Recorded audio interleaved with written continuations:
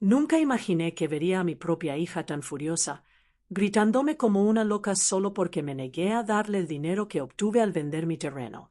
Y mucho menos pensé que mi hijo mayor la defendería con tanta violencia que terminaría rompiéndome una costilla de un solo empujón.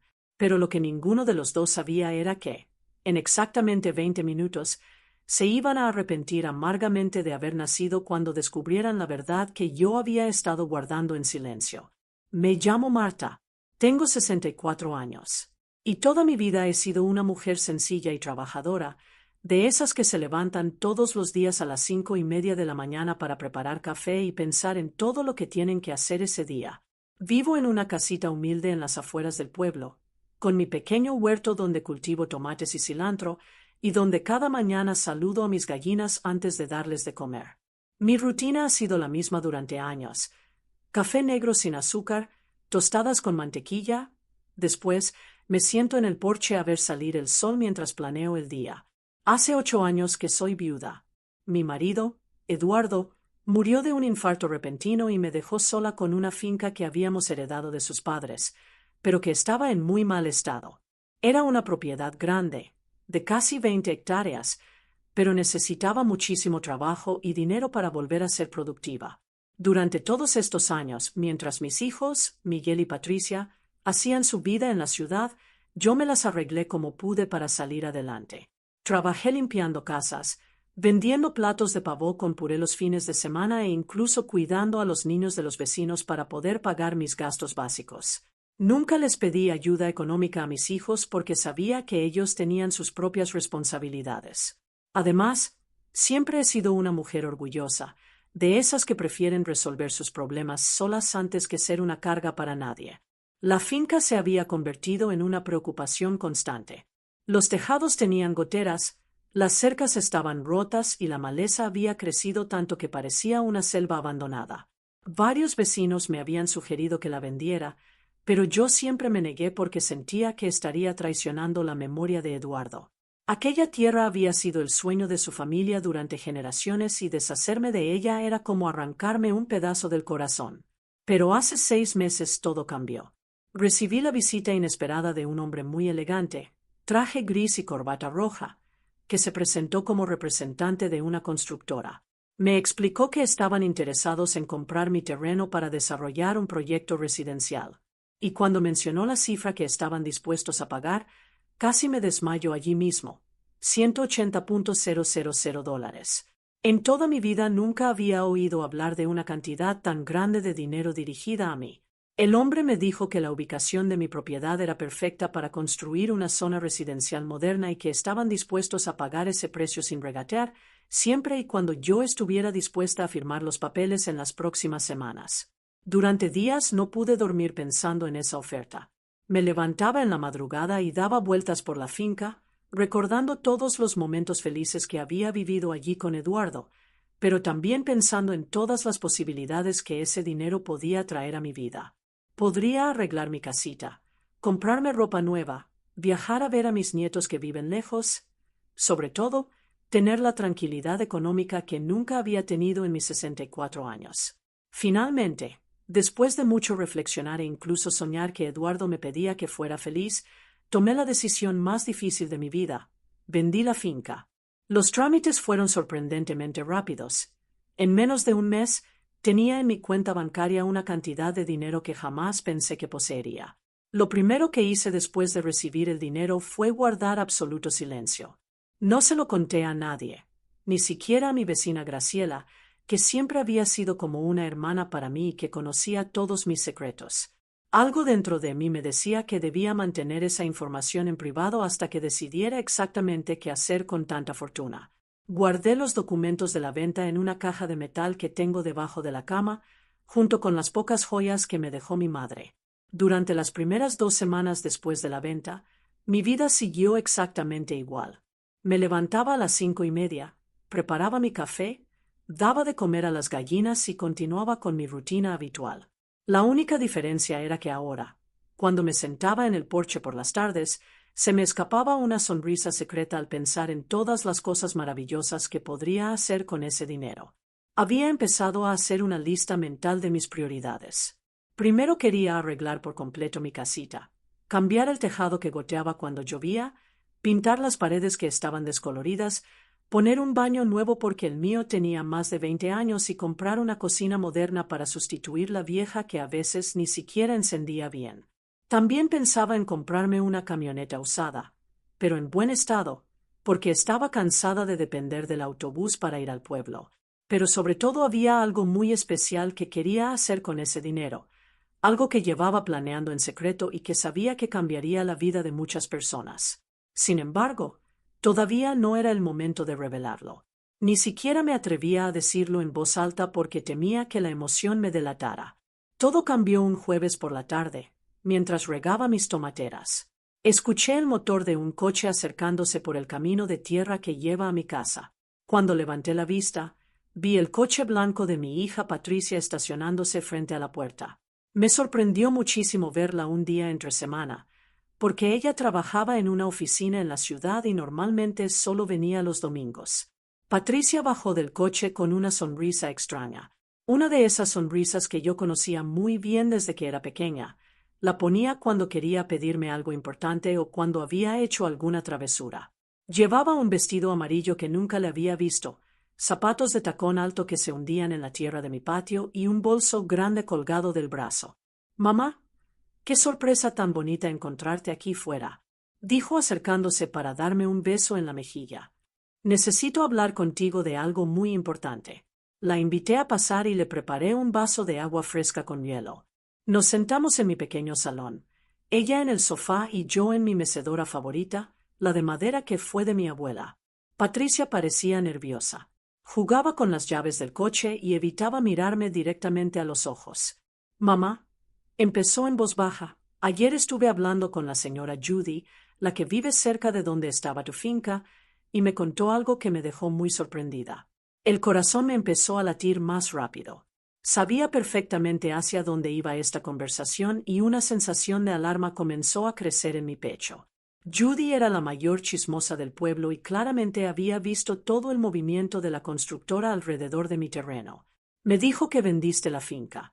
«Mamá, ¿es verdad?».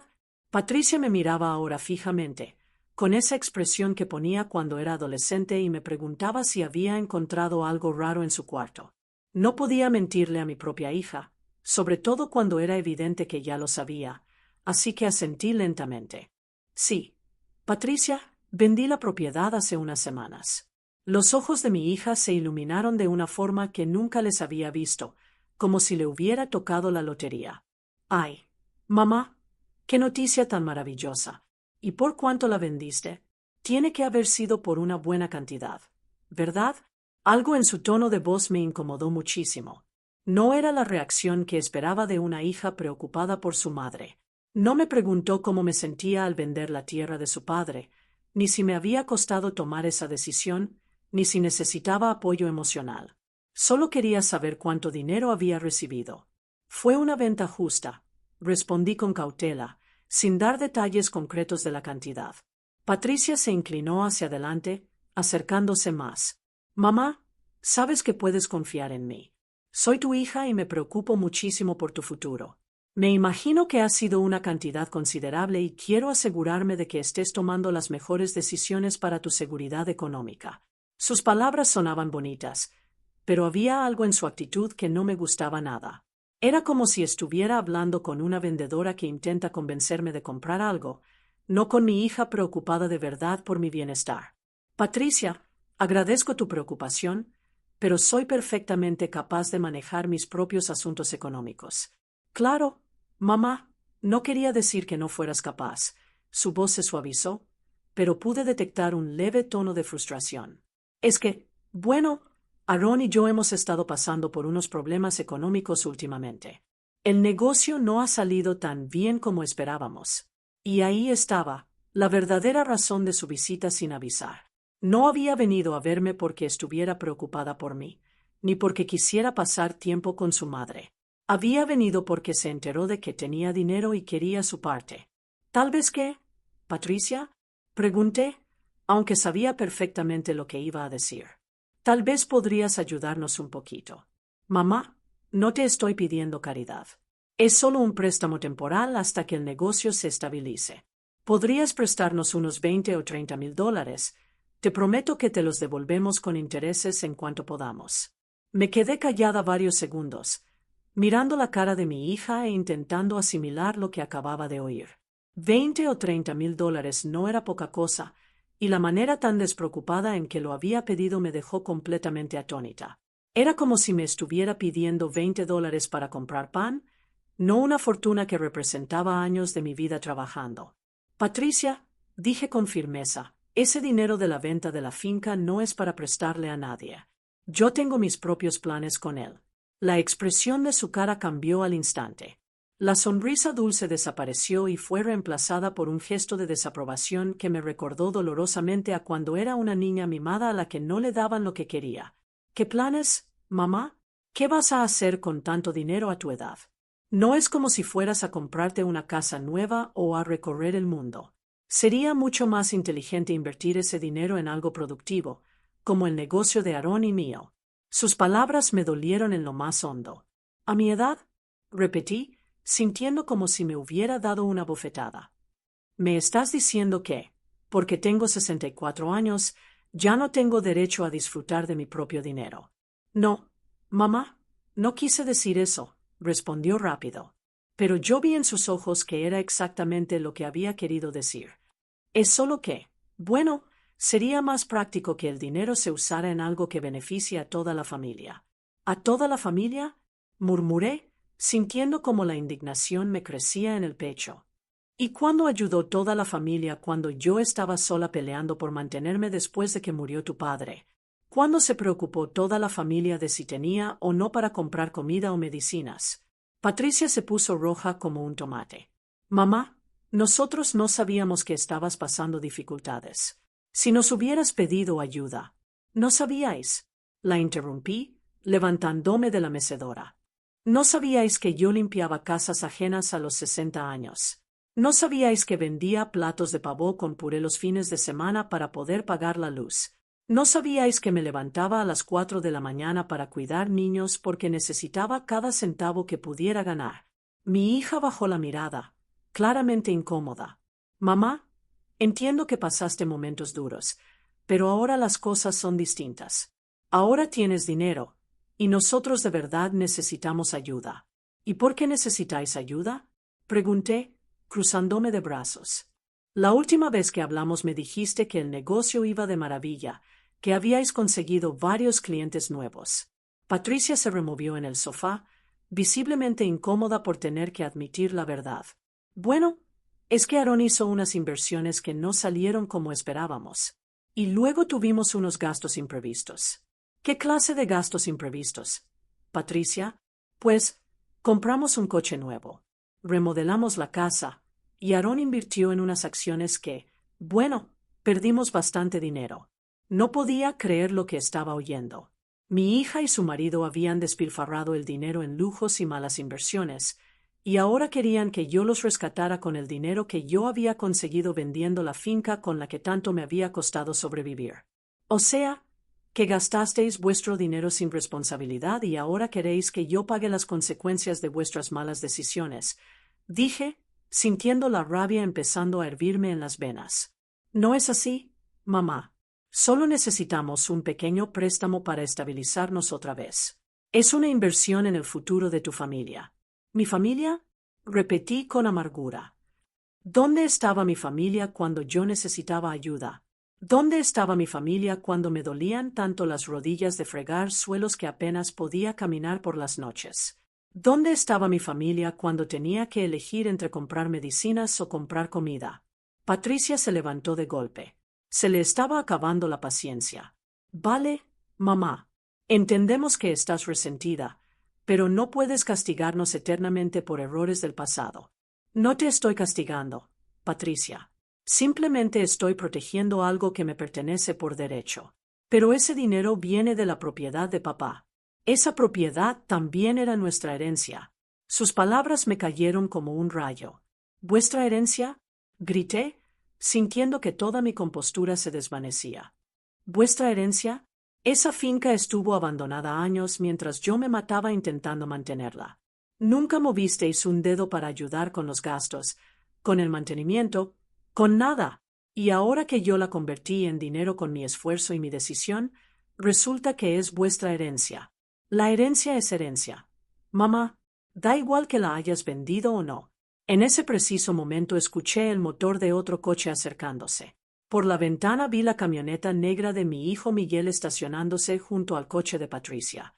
El corazón se me cayó a los pies porque sabía que esta visita no era casualidad. Estaba claro que Patricia lo había planeado todo. Miguel entró en casa sin siquiera tocar la puerta, como si fuera suya. Es un hombre alto y corpulento, de 35 años, con barba descuidada y siempre vestido con camisetas viejas y vaqueros rotos. En los últimos años había engordado mucho y tenía ese aspecto cansado de quien bebe demasiado. «Hola, mamá», dijo con una sonrisa forzada.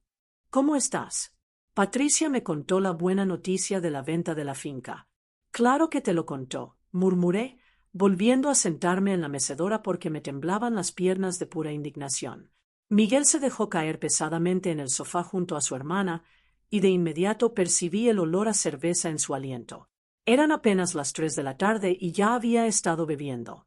«Mamá», intervino Miguel con esa voz ronca que ponía cuando intentaba sonar serio. «Creo que deberíamos hablar en familia sobre cómo manejar mejor ese dinero». «No hay nada que hablar, Miguel. El dinero es mío y yo decido qué hacer con él». «Mama, say reasonable», intervino Patricia. «No te estamos pidiendo que nos des todo. Solo queremos que nos ayudes un poquito. Miguel también tiene problemas económicos». Miré a mi hijo mayor, ese hombre de 35 años que nunca había sido capaz de mantener un trabajo más de 6 meses seguidos. «¿Y cuáles son tus problemas económicos, Miguel?» Se removió incómodo en el sofá. «Pues, debo unas cuotas de la casa y tengo unas deudas pendientes». «¿Qué clase de deudas?» «Digo, mamá, lo importante es que somos familia y las familias se ayudan». «Las familias se ayudan», repetí despacio. «Qué curioso que digas eso ahora, después de 8 años en los que prácticamente no existía para vosotros». Los dos hermanos se miraron con esa complicidad que yo conocía muy bien desde que eran pequeños. Era la misma mirada que se cruzaban cuando rompían algo en casa y decidían qué mentira me iban a contar. Pero ahora eran adultos, y esa mirada me asustaba mucho más que cuando tenían 8 y 10 años. «Mamá», dijo Miguel, inclinándose hacia adelante, «creo que está siendo un poco injusta. Nosotros siempre hemos estado ahí para ti». «¿Siempre habéis estado ahí?». Reí con amargura. «Miguel, ¿cuándo fue la última vez que viniste a verme sin necesitar algo? ¿Cuándo fue la última vez que me llamaste solo para preguntar cómo estaba? Mamá, tú sabes que yo trabajo mucho». «¿Qué trabajas mucho?». Lo corté. «Si apenas eres capaz de mantener un empleo más de unos meses. Y cuando tienes trabajo, te lo gastas todo en cerveza y en esas malditas máquinas tragaperras del bar». La cara de Miguel se puso roja como un chile. «Eso no es verdad. Yo no tengo un problema con el juego. Por favor, Miguel, todo el pueblo sabe que debes dinero en 3 bares distintos. La semana pasada la mujer de Aarón me contó que le habías pedido $500 prestados para una emergencia, y Isen me dijo que te vio gastándolos en las tragaperras». Patricia intervino rápidamente, claramente intentando calmar la situación. «Mamá, ya da igual lo que pasó antes. Lo importante es el presente. Y en el presente somos una familia que tiene que ayudarse». «¿Una familia?». Me levanté otra vez, sintiendo como toda la frustración acumulada durante años empezaba a salir a borbotones. «Una familia que solo aparece cuando hay dinero de por medio. Una familia que me ignoró por completo durante 8 años mientras yo me mataba sola por sobrevivir». «No te ignoramos», gritó Patricia, perdiendo por fin los nervios. «Teníamos nuestras propias responsabilidades. No podíamos estar pendientes de ti todo el tiempo». «Claro que no podíais», respondí con sarcasmo. «Estabais demasiado ocupados gastando en coches nuevos y reformando casas mientras yo fregaba váteres ajenos solo para poder comer». Miguel se puso de pie y su corpulencia de repente me intimidó. Cuando se enfadaba, la voz se le ponía muy grave y los ojos se le inyectaban en sangre. «Mamá, deja de hacerte la víctima. Si tenías problemas económicos, Tendrías que habérnoslo dicho. ¿Hacerme la víctima? No podía creer lo que estaba oyendo. Miguel, tú sabías perfectamente en qué situación estaba. Sabías que vivía sola, que era viuda, que no tenía ingreso fijo, pero estabais tan ocupados con vuestras vidas que nunca os molestasteis en preguntar si necesitaba ayuda. Porque siempre fuiste demasiado orgullosa, gritó Patricia. Siempre decías que te arreglabas sola, porque no me quedaba otra opción, porque mis propios hijos me habían abandonado. El ambiente en el pequeño salón se había vuelto tan denso que parecía que el aire pesaba. Miguel empezó a dar vueltas como un animal enjaulado mientras Patricia se había levantado y me miraba con una cara de pura frustración. Vale, mamá, dijo Miguel, parándose delante de mí. Supongamos que tienes razón y que fuimos unos hijos horribles. ¿Eso significa que nos vas a castigar para siempre? ¿Que nunca nos vas a perdonar? No se trata de castigo ni de perdón, Miguel. Se trata de que yo tengo planes con ese dinero y esos planes no incluyen rescataros de vuestras propias irresponsabilidades. ¿Qué planes? Preguntó Patricia con brusquedad. Tú nunca haces nada emocionante. Nunca te gastas dinero en ti misma. ¿Qué vas a hacer? ¿Guardarlo debajo del colchón hasta que te mueras? Sus palabras me hirieron profundamente, pero también me encendieron una furia que no sentía desde hacía años. ¿Queréis saber cuáles son mis planes? Les grité. Mis planes son no volver a preocuparme por el dinero nunca más. Mis planes son poder ir al médico cuando me encuentre mal sin tener que calcular si me alcanza para la consulta. Mis planes son poder comprar la comida que me apetezca sin mirar cada moneda. Eso es justo lo que estamos diciendo, exclamó Miguel. Ya lo tienes todo asegurado. Tienes más dinero del que vas a gastar en lo que te queda de vida. Por eso sería inteligente que compartieras un poquito con tu familia. ¿Lo que me queda de vida? Repetí, sintiendo que las lágrimas me quemaban los ojos. O sea, ahora resulta que estoy tan vieja que ya no merece la pena que disfrute de mi propio dinero. No es eso, mamá. Patricia se acercó con los brazos abiertos como para abrazarme, pero yo retrocedí. Es que, bueno, a tu edad, ¿cuánto necesitas realmente? En ese momento algo se rompió dentro de mí. Todas las heridas emocionales que había estado conteniendo durante años, toda la soledad, todo el abandono, toda la lucha callada, todo explotó como un volcán. ¡Fuera! Les grité con una voz que ni yo misma reconocí. Fuera de mi casa ahora mismo. Mamá, cálmate. Miguel intentó acercarse, pero yo agarré la escoba que tenía en la esquina y la levanté como si fuera un arma. No os acerquéis. Fuera. No quiero volver a veros hasta que aprendáis a respetarme. ¿Estás loca? Gritó Patricia. Solo queremos ayudarte a tomar decisiones inteligentes. ¿Iron? Rey histérica. 8 años sin ayudarme y ahora queréis ayudarme. La única ayuda que queréis es ayudaros vosotros mismos a mi dinero. Miguel se puso más agresivo y se acercó tanto que pude olerle el aliento a cerveza en la cara. Mamá, nos vas a dar ese dinero porque nosotros tenemos derecho. Esa finca era de papá y nosotros somos sus hijos. Esa finca la mantuve yo sola 8 años. Yo pagué los impuestos. Yo me preocupé por ella. Vosotros nunca hicisteis nada. Da igual. Patricia también se había vuelto agresiva. La herencia es herencia. No hay herencia. Le grité. La finca ya no existe. La vendí y el dinero es mío. En ese instante Miguel hizo algo que jamás pensé que haría. Se acercó tanto que sentí su aliento en la cara y, con voz amenazante, dijo: Mamá, nos vas a dar ese dinero. Somos tus hijos y tenemos derecho. Si no nos lo das por las buenas, tendremos que buscar otras formas. ¿Me estás amenazando, Miguel? Pregunté, aunque la voz me temblaba de miedo. No te estoy amenazando, mamá. Te estoy explicando la realidad. Ese dinero tiene que ser para toda la familia. Si no lo entiendes, tendremos que hacer que lo entiendas. Patricia asintió, apoyando completamente a su hermano. En ese momento comprendí que mis propios hijos se habían convertido en extraños peligrosos, personas capaces de cualquier cosa por dinero. Fuera, les dije en voz baja pero firme. Fuera de mi casa ahora mismo y no volváis hasta que estéis dispuestos a pedirme perdón por todo lo que habéis dicho hoy. Los dos se dirigieron hacia la puerta, pero no con la actitud derrotada que yo esperaba. Caminaban despacio, mirándose entre ellos con complicidad, y eso me puso la piel de gallina.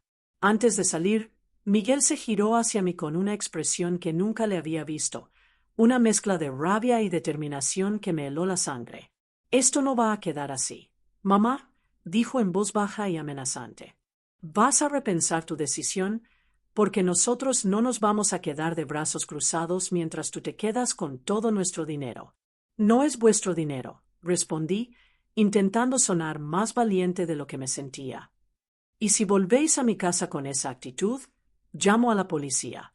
Patricia soltó una risa sarcástica. «¿A la policía? ¿Por qué? ¿Por venir a visitar a nuestra propia madre? Mamá, creo que la soledad te está afectando la cabeza. Igual deberías ir al médico». Sus palabras me dolieron como puñaladas. «Me estás diciendo que estoy loca». «No digo que estés loca», respondió con falsa dulzura, «pero estás tomando decisiones muy raras para una persona de tu edad. Igual necesitas ayuda para manejar tanto dinero. Igual necesitas que otro tome esas decisiones por ti». El miedo que sentí en ese momento era distinto a todo lo que había vivido antes. No era solo miedo físico, era un terror profundo a que mis propios hijos fueran capaces de hacerme daño de formas que ni siquiera podía imaginar. «Idos», les dije, pero la voz me salió débil y rota. «Por favor, idos y dejadme en paz». «Nos vamos, mamá», dijo Miguel, «pero volveremos. Y la próxima vez espero que hayas reflexionado sobre tu egoísmo». Cuando se fueron, me quedé sentada en la mecedora durante horas, temblando, no de frío, sino de puro shock.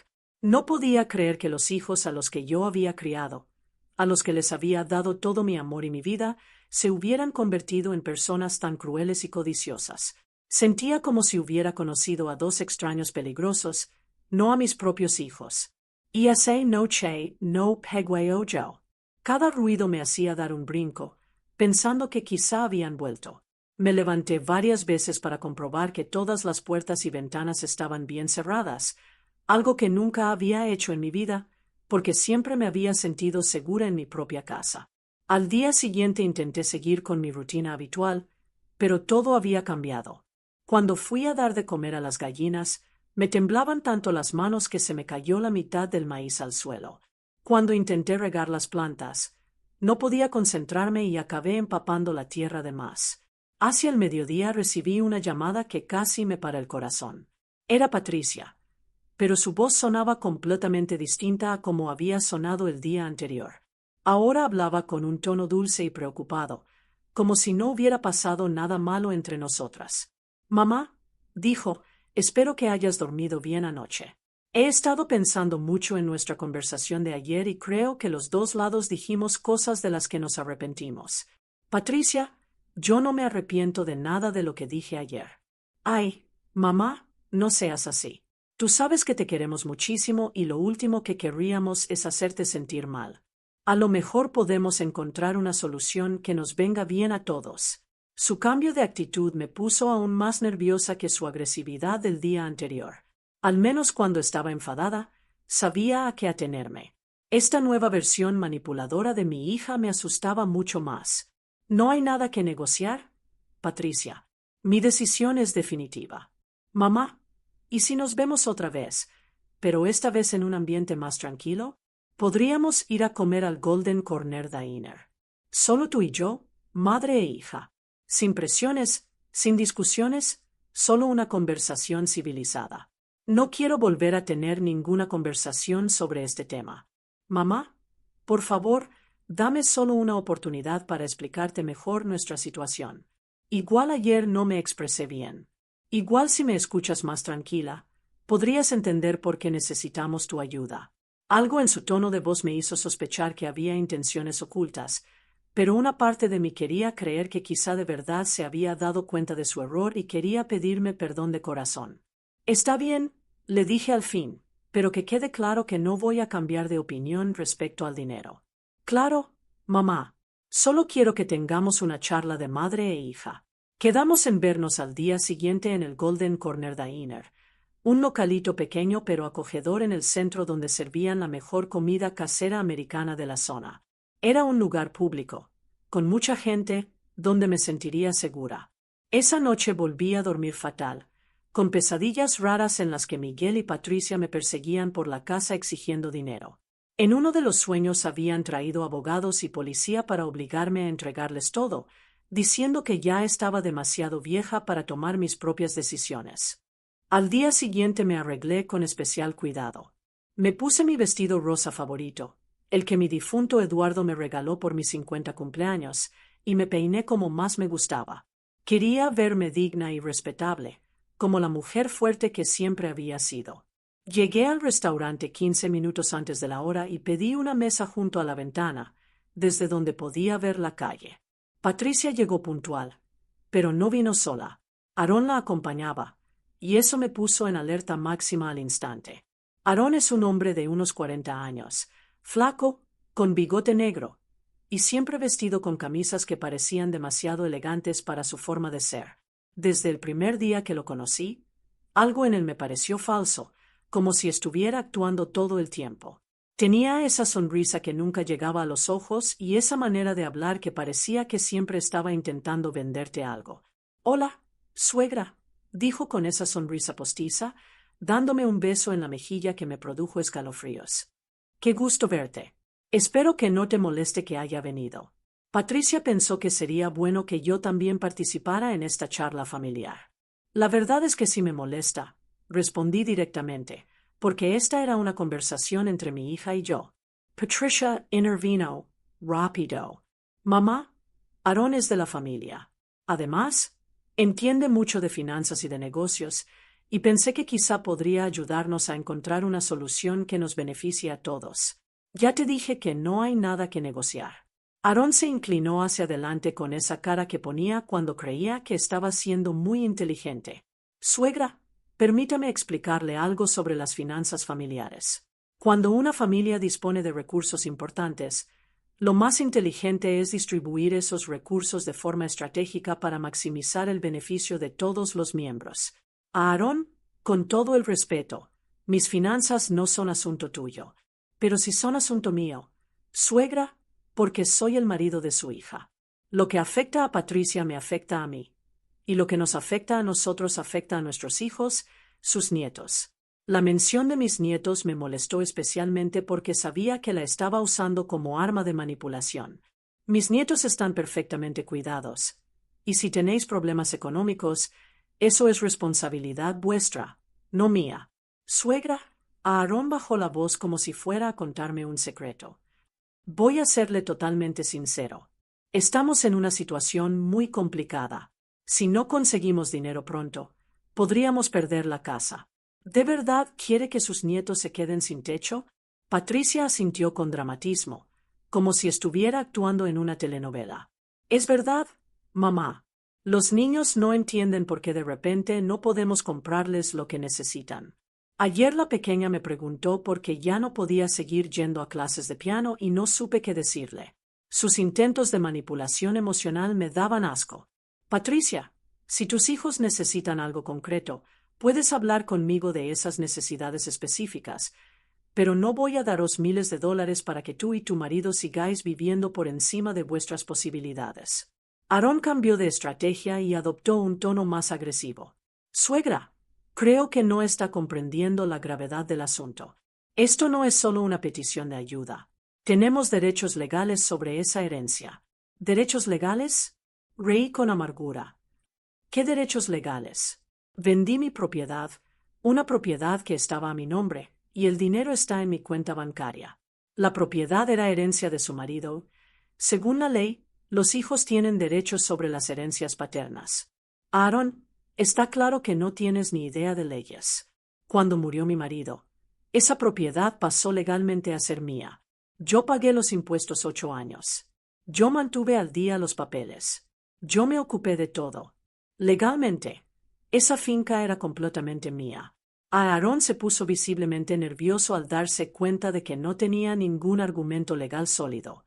Se le encendió la cara y empezó a golpear la mesa con los dedos, inquieto. Patricia, por su parte, Había puesto esa cara de víctima que tenía perfeccionada desde la adolescencia. «Mamá», dijo Patricia con voz quebrada, como si estuviera a punto de llorar. «No puedo creer que seas tan cruel con tu propia familia. ¿De verdad vas a dejar que tus nietos sufran por tu egoísmo? No soy cruel, Patricia. Soy una mujer que por fin ha aprendido a valorarse después de años siendo ignorada por sus propios hijos». Aarón intervino con una sonrisa que me dio escalofríos. «Suegra, quizá deberíamos enfocar esto desde otro punto de vista. Una mujer de su edad, viviendo sola con tanto dinero, ¿no le parece peligroso? Hay muchos delincuentes que se especializan en robar a personas mayores que tienen ahorros considerables». Sus palabras sonaron como una amenaza apenas disfrazada. «¿Me estás amenazando, Aarón?» «Claro que no, suegra. Solo me preocupo por su seguridad. Sería terrible que le ocurriera algo malo, sobre todo ahora que tiene tanto dinero en efectivo». El camarero se acercó a tomar nota, pero yo ya había perdido completamente el hambre. La conversación había tomado un rumbo que me aterrorizaba y me di cuenta de que mis propios familiares eran capaces de intimidarme de formas que nunca había imaginado. «No voy a pedir nada», le dije al camarero. «Me voy ahora mismo». «Mamá, por favor, no te vayas», suplicó Patricia, agarrándome del brazo cuando me levanté. «Todavía no hemos terminado de hablar». «Sí hemos terminado», respondí, soltándome de su agarre. «Y que quede clarísimo, no os voy a dar ni un centavo de mi dinero, por muchas amenazas o manipulaciones que hagáis». «No te estamos amenazando», gritó Patricia lo bastante alto como para que varios clientes del restaurante giraran la cabeza. «Solo queremos que seas razonable». «Ser razonable significaría daros mi dinero para que sigáis viviendo sin responsabilidad», dije, sintiendo otra vez la rabia hirviéndome en las venas. «Pero yo no voy a ser razonable de esa manera». Salí del restaurante lo más rápido que pude, pero alcancé a escuchar a Aarón decirle a Patricia: «No te preocupes, amor.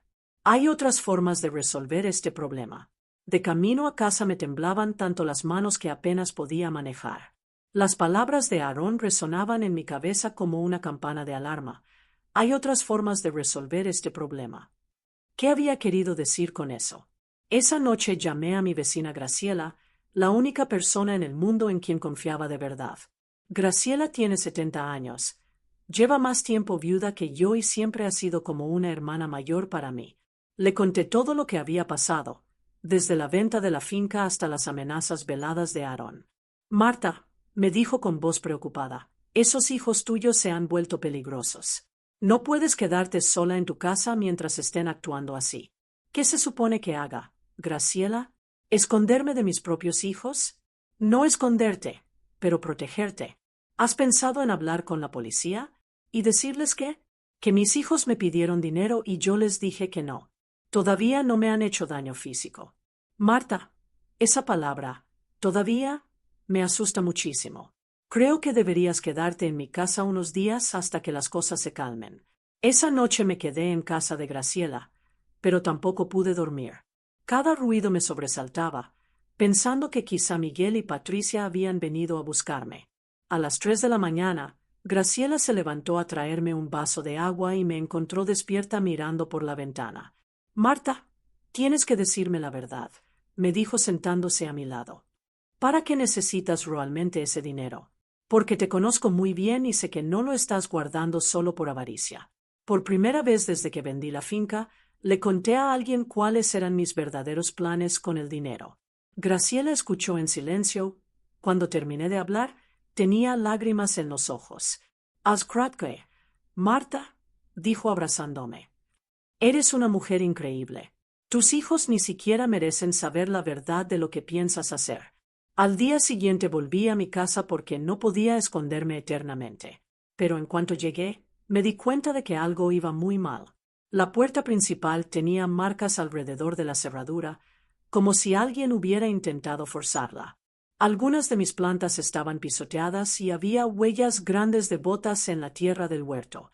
Dentro de la casa, aunque no se habían llevado nada, todo estaba ligeramente movido. Los cajones estaban entreabiertos, Los papeles revueltos y la caja de metal donde guardaba los documentos de la venta había sido sacada de su escondite debajo de la cama. El corazón me latía tan rápido que pensé que me iba a dar un infarto. Alguien había entrado en mi casa mientras yo no estaba, y no hacía falta ser muy listo para adivinar quiénes habían sido. Miguel tenía llaves de mi casa desde hacía años, por si acaso pasaba alguna emergencia, y estaba claro que había decidido usarlas para buscar información sobre mi dinero. Llamé inmediatamente para cambiar la cerradura, pero el cerrajero me dijo que no podía venir hasta el día siguiente. Esa noche me atrincheré en mi habitación. Puse una silla debajo del picaporte y dormí con un cuchillo de cocina debajo de la almohada. A la mañana siguiente, mientras esperaba al cerrajero, recibí una visita que no esperaba en absoluto. Era Isen, un primo segundo de mi difunto marido, un hombre de unos 50 años que trabajaba de mecánico en el pueblo. Isen siempre había sido una persona tranquila y honrada, y me sorprendió muchísimo verlo en mi casa tan temprano. «Prima Marta», dijo con la cara llena de preocupación. «Necesito hablar contigo de algo muy serio. Anoche estuve en el bar Golden Eagle y escuché una conversación que me dejó muy preocupado». «¿Qué clase de conversación, Isen?»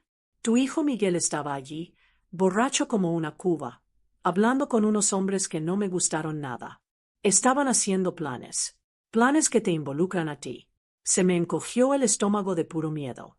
«¿Qué clase de planes?» «Hablaban de formas de obligarte a entregarles el dinero. Mencionaron algo de hacerte firmar papeles.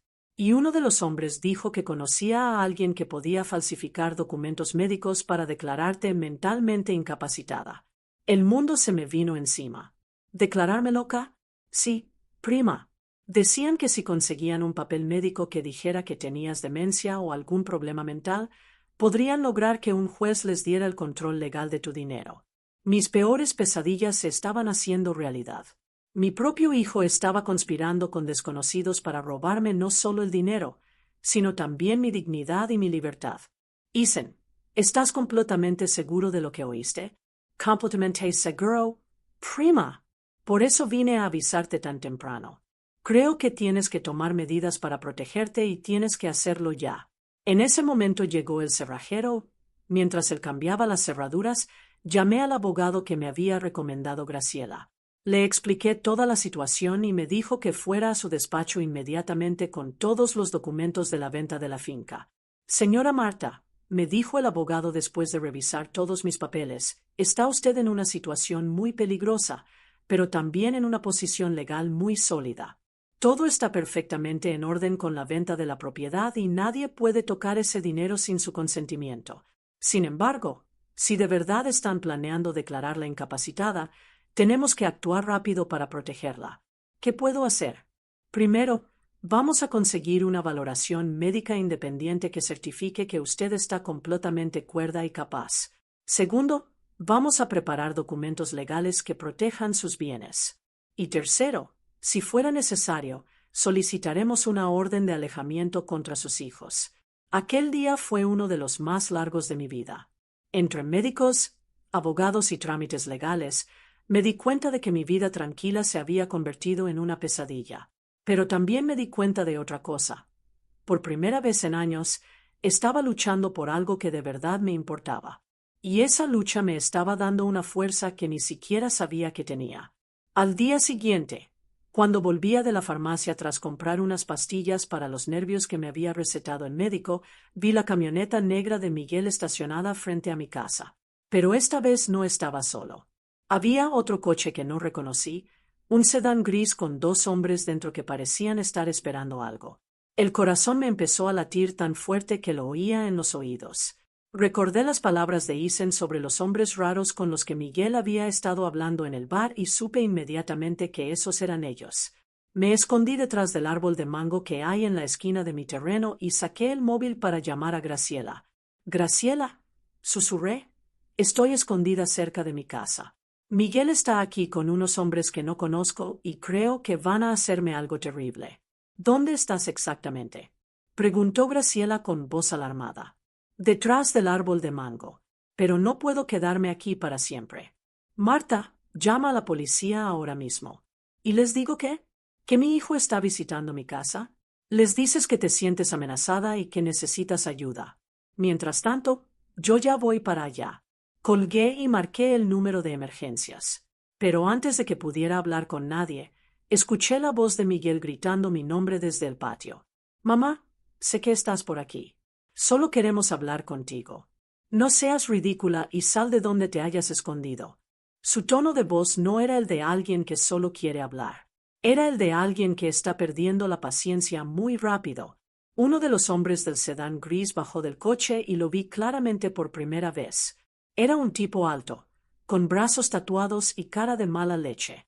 Llevaba una camiseta negra ajustada que dejaba ver que hacía ejercicio y caminaba con esa actitud agresiva de quien está acostumbrado a intimidar.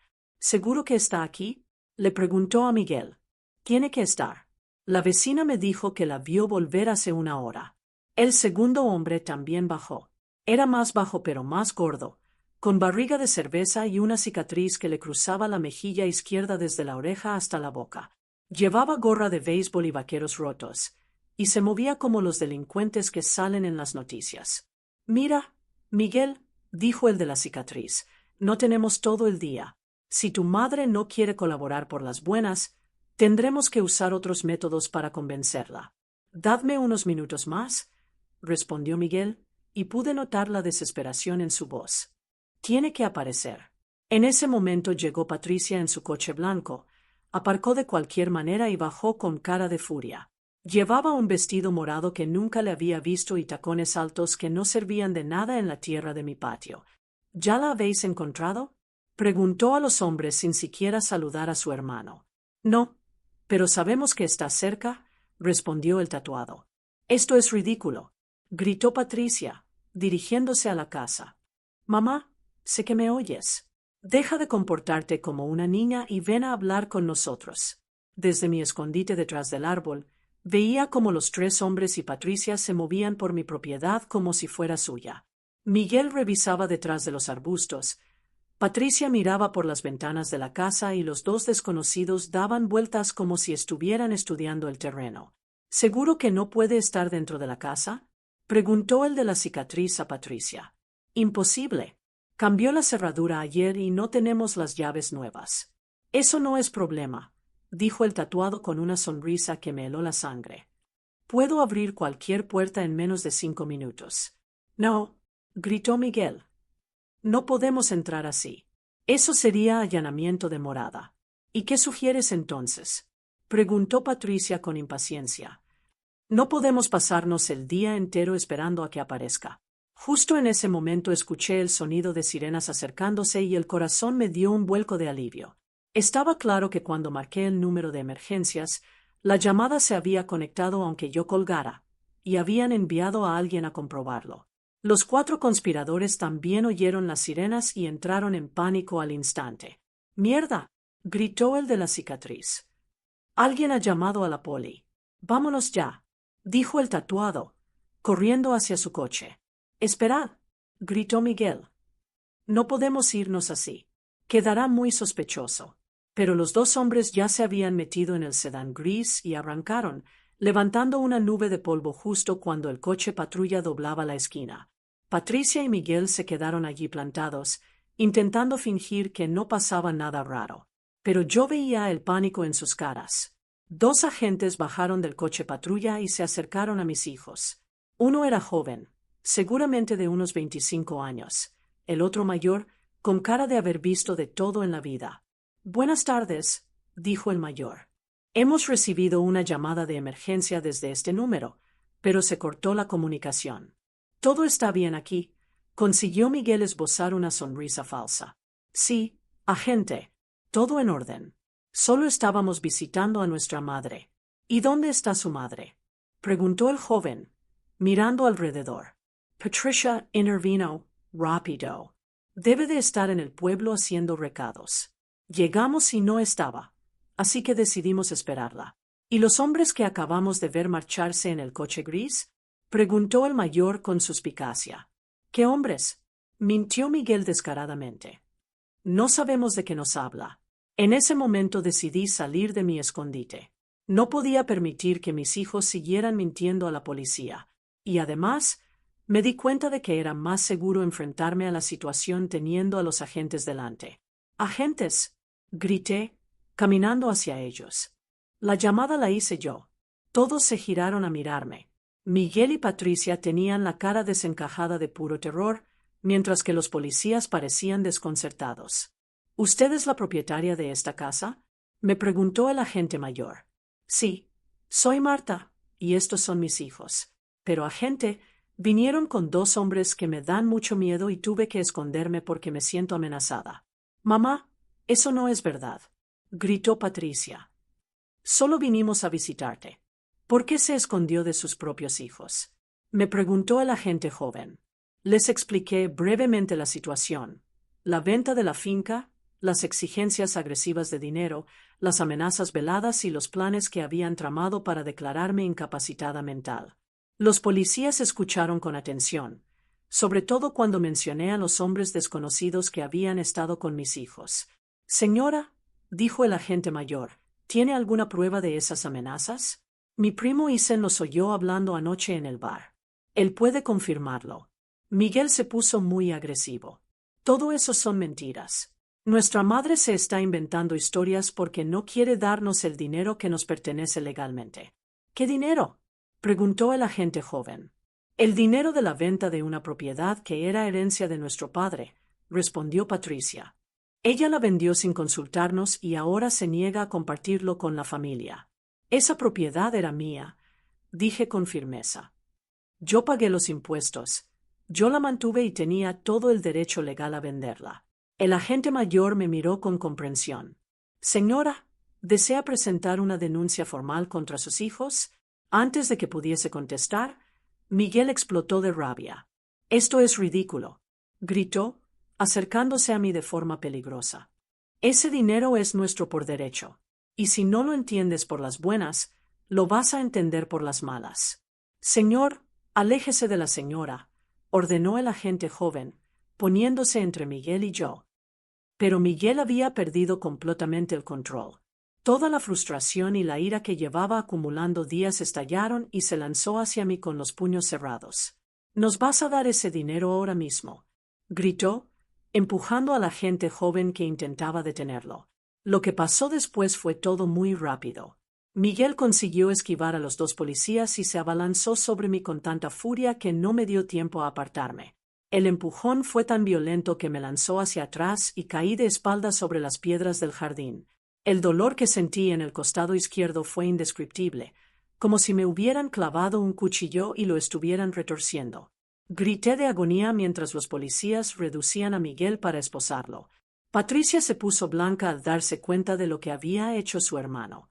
«Miguel, te has vuelto loco». Desde el suelo, con un dolor insoportable atravesándome el costado, vi el horror en la cara de Patricia mientras los agentes esposaban a Miguel. Mi hijo mayor se debatía como un animal salvaje, gritando insultos y amenazas mientras lo sujetaban. «Soltadme. Esa vieja loca nos está robando nuestro dinero», repetía con la saliva saliéndole por la comisura de la boca. El agente mayor pidió inmediatamente una ambulancia por radio mientras el joven mantenía controlado a Miguel. Patricia se acercó a mí, pero cuando intentó ayudarme a levantarme, di un grito de dolor. «No me toques. Aléjate de mí», le dije, sintiendo las lágrimas correr por mis mejillas, no solo por el dolor físico, sino por la traición emocional.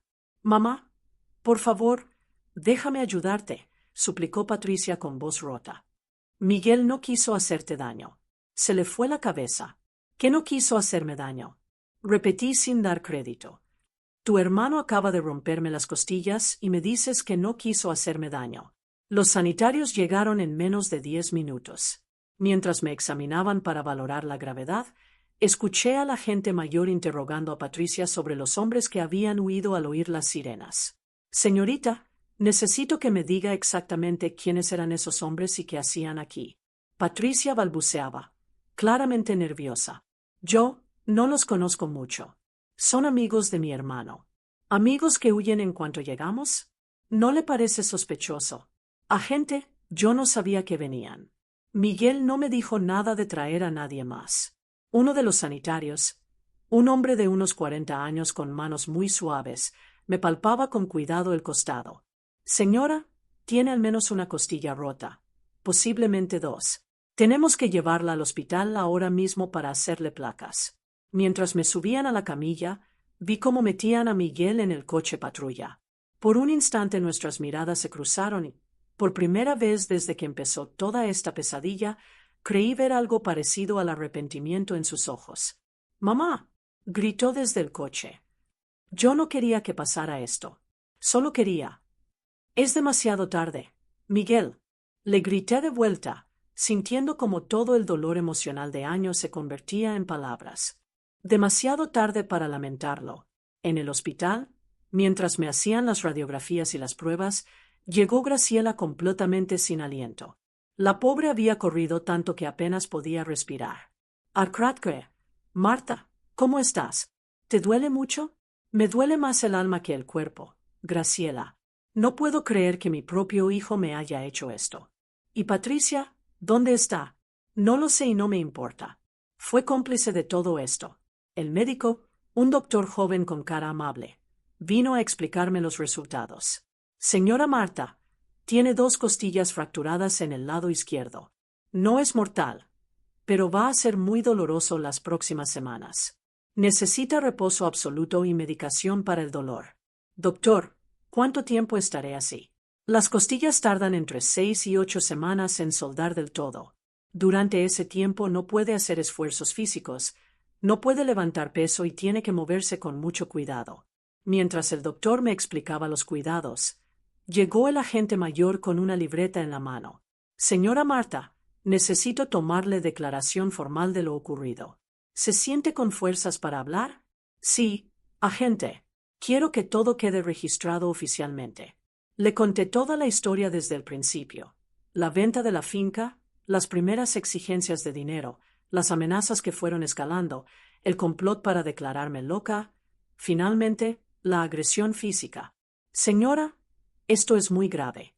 Su hijo está detenido por maltrato a persona mayor, que es delito grave. ¿Desea presentar cargos formales?» La pregunta me cayó como un jarro de agua fría.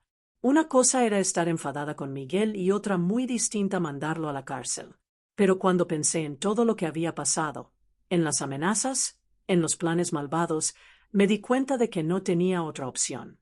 «Sí, agente, quiero presentar cargos, no solo por la agresión física, sino por todas las amenazas y la intimidación». El agente asintió y siguió tomando notas. «También vamos a investigar a esos hombres que iban con él. Su descripción coincide con delincuentes conocidos de la zona. Esa noche me quedé en observación en el hospital y Graciela se quedó conmigo. Hacia las 10 de la noche recibí una llamada que no esperaba. Era Patricia, y por su voz se notaba que había estado llorando. «Mamá», dijo con voz rota, «necesito hablar contigo. Por favor». «No tengo nada que hablar contigo, Patricia». «Mamá, por favor. Miguel está en la cárcel y todo esto se nos fue completamente de las manos. Yo nunca quise que te hicieran daño físico, pero si quisiste que me hicieran daño emocional, si quisiste que me robaran el dinero, si quisiste que me declararan loca». «Yo no sabía lo de declararte loca, mamá. Esa fue idea de Aarón y de esos hombres horribles. ¿Y por qué no me defendiste? ¿Por qué no me protegiste cuando sabías que planeaban hacerme daño?» Patricia se quedó callada varios segundos. «¿Por qué? Porque necesitábamos el dinero, mamá. Estamos en una situación desesperada. Pues ahora estáis en una situación aún más desesperada. Tu hermano va a ir a la cárcel y tú vas a tener que asumir las consecuencias legales de tus actos. Mamá, por favor, no dejes que Miguel vaya a la cárcel. Tiene problemas con la bebida y el juego, pero no es mala persona. Solo necesita ayuda. Patricia, tu hermano me acaba de romper 2 costillas. Me agredió físicamente delante de la policía. Eso no se perdona con un simple, lo siento. ¿Y si te devolvemos todo el dinero que te pedimos? ¿Y si te prometemos no molestarte nunca más? ¿Qué dinero me vais a devolver si nunca me disteis ni un centavo? ¿Y cómo me vais a prometer que no me molestaréis si acabáis de demostrar que sois capaces de cualquier cosa? Al día siguiente, cuando me dieron el alta, mi abogado vino a visitarme a casa de Graciela, donde iba a quedarme durante la recuperación. Señora Marta, me dijo, tengo noticias importantes. La policía detuvo a los 2 hombres que estaban con su hijo. Tienen antecedentes por estafa y extorsión. Uno de ellos ha confesado que su hijo los contactó para ayudarle a intimidarla. ¿Y ahora qué va a pasar? Su hijo va a enfrentarse a cargos muy graves: maltrato a persona mayor, conspiración para cometer fraude e intimidación. Podría recibir varios años de cárcel. La noticia me dejó con sentimientos muy contradictorios. Por un lado me alegraba de que la justicia funcionara, pero por otro se me partía el corazón al pensar que mi propio hijo iba a pasar años en prisión. ¿Y mi hija? Depende. Si colabora con la investigación y declara contra los demás implicados, es posible que solo reciba una advertencia. Pero si se demuestra que participó activamente en los planes de intimidación, también podría enfrentarse a cargos. Esa tarde, mientras descansaba en el sofá de Graciela con una almohada apoyada en las costillas rotas, recibí una visita completamente inesperada. Era Aarón, pero venía solo y con una actitud totalmente distinta a la que había tenido en el restaurante. «Suegra», dijo con voz humilde, «sé que no tengo ningún derecho a estar aquí, pero necesito hablar con usted». «¿Qué quieres, Aarón? ¿También vienes a amenazarme?» «No, suegra. Vine a pedirle perdón y a contarle toda la verdad de lo que pasó». Graciela, que estaba en la cocina preparando té frío, salió en cuanto oyó voces. «Marta, ¿quieres que llame a la policía?» «No, Graciela, déjalo hablar. Quiero oír qué excusas trae». Aarón se sentó en la punta de la silla, claramente nervioso. «Suegra, la verdad es que todo esto fue culpa mía. Fui yo quien convenció a Patricia y a Miguel de que usted les debía parte del dinero». «¿Por qué hiciste eso, Aarón?» «Porque estamos en una situación económica desesperada. Debemos más de $120,000 entre tarjetas de crédito, préstamos del banco y dinero que le debo a gente muy peligrosa». Por primera vez vi miedo auténtico en sus ojos. «¿Gente peligrosa?» «Sí, suegra. Gente que no acepta excusas y que ha amenazado con hacer daño a mi familia si no pago pronto». Al fin estaba oyendo la verdad, y era incluso peor de lo que imaginaba. «¿Y pensaste que la solución era robarme mi dinero?» «No era robar, suegra. Yo creía sinceramente que usted tenía la obligación moral de ayudar a su familia. Pero me di cuenta de que estaba equivocado cuando vi lo que pasó ayer. ¿Tuviste que ver a tu cuñado rompiéndome las costillas para darte cuenta de que estabas haciendo algo malo?» Aarón bajó la cabeza, visiblemente avergonzado. «Suegra, vine a pedirle perdón y a decirle que voy a declarar a su favor en el juicio. Voy a confesar toda mi participación en este plan horrible». Sus palabras me sorprendieron. «¿Por qué harías eso? ¿No te das cuenta de que eso te puede meter en problemas legales?» «Porque es lo correcto, suegra, y porque espero que algún día usted pueda encontrar en su corazón la forma de perdonar a mi mujer. Patricia se dejó llevar por mi influencia, pero en el fondo la quiere mucho». Las palabras de Aarón me dejaron totalmente descolocada. Durante todos estos días había estado tan centrada en protegerme y en lidiar con la traición que no había tenido tiempo de procesar de verdad mis sentimientos hacia mis hijos. Sí, estaba furiosa y herida, pero debajo de toda esa rabia todavía había amor. Un amor profundamente herido, pero amor al fin y al cabo.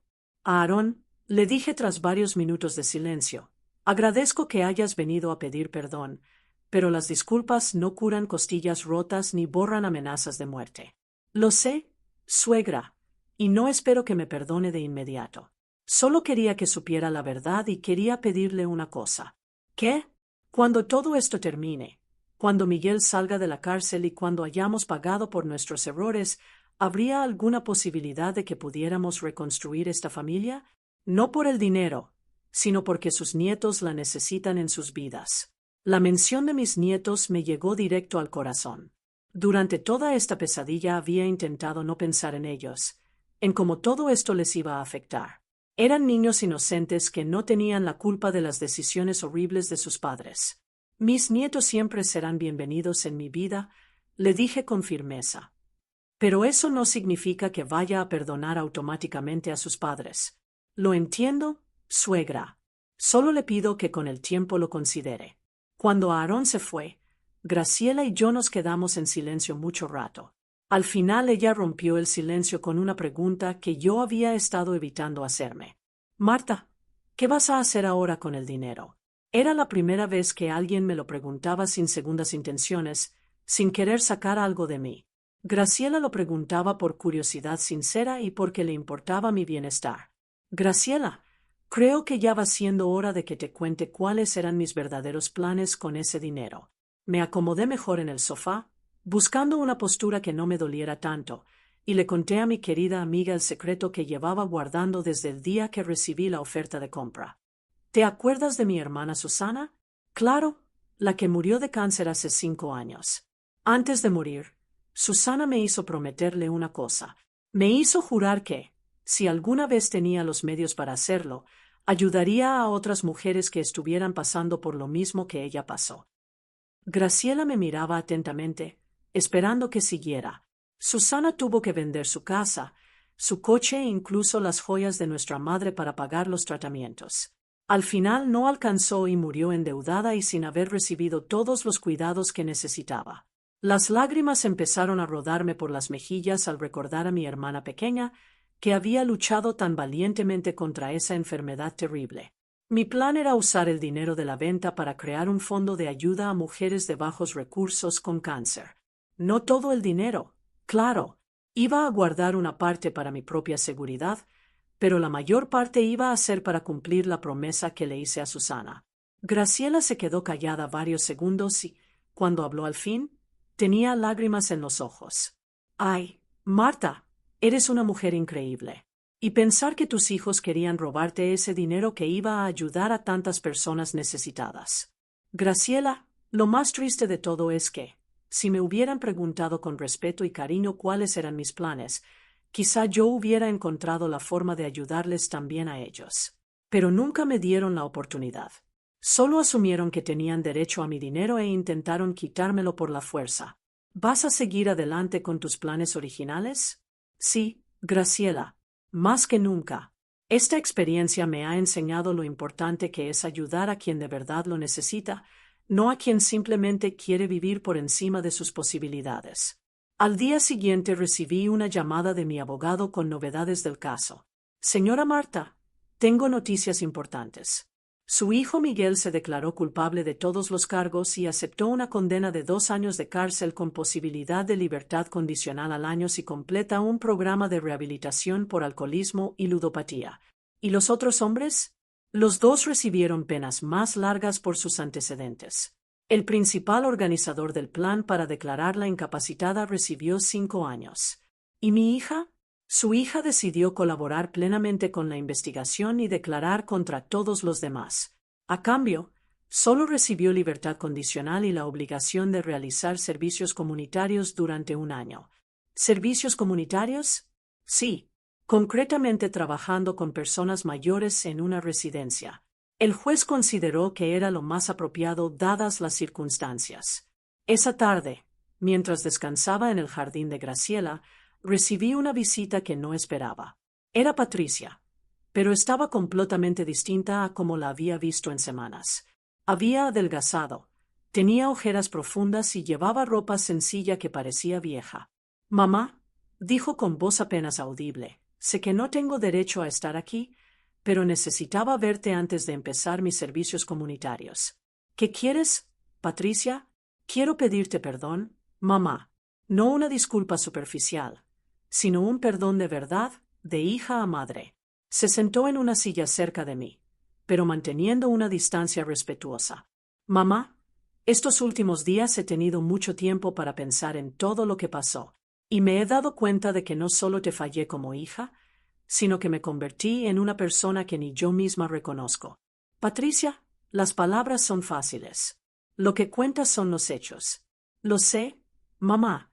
Por eso no te pido que me perdones ahora mismo.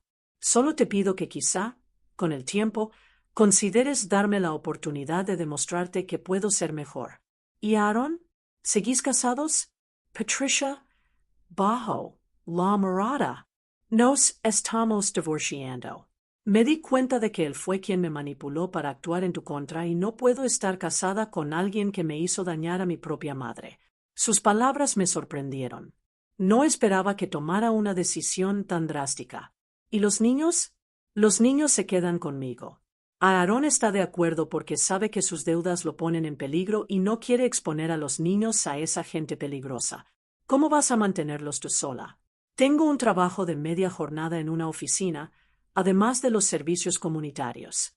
No va a ser fácil, pero prefiero vivir con apreturas económicas a vivir con la culpa de lo que te hice.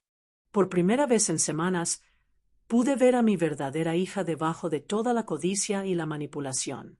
Era la niña que yo había criado, la joven que había sido antes de que la influencia de Aarón la corrompiera. Patricia, tengo una condición para plantearme algún día perdonarte. Lo que sea, mamá, quiero que vayas a terapia. Quiero que entiendas cómo llegaste a ser capaz de traicionar a tu propia madre. Y quiero que te asegures de que nunca vuelva a pasar. Ya he empezado, mamá. Forma parte de las condiciones de mi libertad condicional. Pero aunque no fuera obligatorio, lo haría. ¿Y qué les vas a decir a mis nietos de todo esto? Les voy a decir la verdad, pero adaptada a su edad. Les diré que su mamá cometió errores muy graves, que hirió a su abuela y que ahora está trabajando muy duro para ser una persona mejor. Después de que Patricia se marchara, estuve horas pensando en todo lo sucedido. Mi vida había cambiado por completo en cuestión de semanas. Había perdido la confianza en mis hijos. Me habían traicionado los míos. Había sufrido heridas físicas. Pero también había descubierto una fuerza interior que ni siquiera sabía que tenía. Esa noche llamé a mi abogado para comenzar los trámites de crear la fundación en memoria de mi hermana Susana. Decidí llamarla Fundación Esperanza Susana y dedicarla específicamente a ayudar a mujeres de bajos recursos que luchaban contra el cáncer. 3 meses después, cuando mis costillas ya estaban completamente curadas, celebramos la inauguración de la fundación. Graciela estaba conmigo, junto a varios vecinos y miembros de la comunidad que habían conocido a Susana. Para mi sorpresa, Patricia también vino, pero se quedó al fondo del acto sin acercarse. Cuando terminó la ceremonia, se acercó tímidamente. «Mamá», dijo, «solo quería decirte que estoy muy orgullosa de lo que estás haciendo. La tía Susana estaría feliz de saber que su recuerdo está ayudando a tantas mujeres». «Gracias, Patricia». «Mamá, ¿crees que algún día podremos tener una relación normal otra vez?» La miré varios segundos antes de contestar.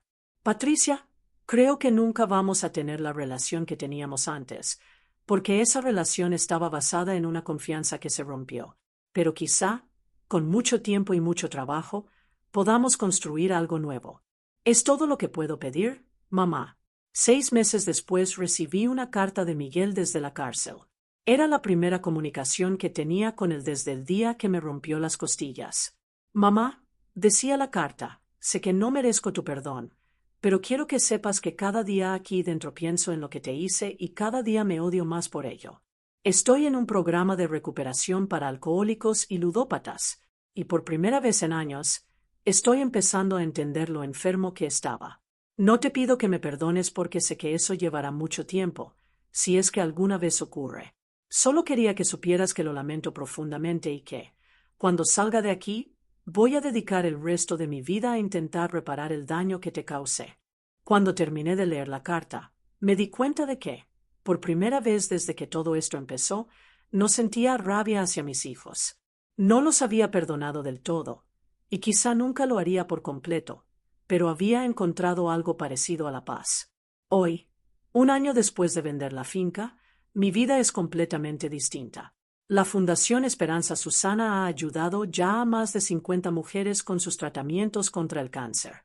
Patricia ha terminado sus servicios comunitarios y ha demostrado ser una madre responsable que está criando bien a mis nietos. Miguel saldrá de la cárcel en 6 meses. Y aunque no sé si podremos reconstruir nuestra relación, al menos sé que está trabajando para convertirse en una mejor persona. Y yo he aprendido algo fundamental: que el dinero no es lo más importante en la vida, sino el respeto hacia uno mismo. Aprendí que está bien decir que no, incluso a la familia. Aprendí que proteger lo que es tuyo no te hace egoísta, sino fuerte. Y sobre todo, Aprendí que a veces los errores más dolorosos pueden llevarte a descubrir quién eres realmente y de qué eres capaz. Me llamo Marta. Tengo 65 años y por fin aprendí a valorarme tanto como siempre valoré a los demás.